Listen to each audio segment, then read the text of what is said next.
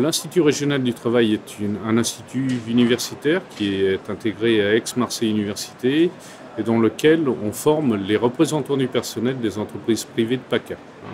Alors sur toutes les thématiques qui les concernent et particulièrement en ce moment sur la mise en place du CSE et la prise en compte des problèmes de santé au travail dans cette nouvelle instance qui est le CSE. On est un tout petit peu inquiet parce que les problèmes de santé au travail ne s'arrangent pas. La pression qui pèse sur les salariés est constante et la pression mentale augmente.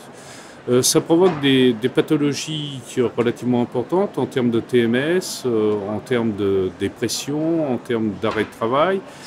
mais aussi en termes de consommation de psychotropes ou d'alcoolisme. Et donc on a une situation dans laquelle les salariés sont de plus en plus fragilisés par les conditions de travail auxquelles ils sont exposés. Et en même temps, les ordonnances Macron font disparaître le CHSCT et l'intègrent, qui avait une personnalité juridique propre, et l'intègrent dans un comité social et économique dont on ne maîtrise pas bien les contours ni le fonctionnement. Et du coup, on ne sait pas très bien comment la santé au travail va être prise en compte par cette nouvelle instance. Alors, ça fait partie des thèmes de la négociation, mais ceci étant dit, quand vous devez négocier sur les salaires, sur l'intéressement, sur l'égalité professionnelle, sur la formation professionnelle, sur des tas d'autres domaines,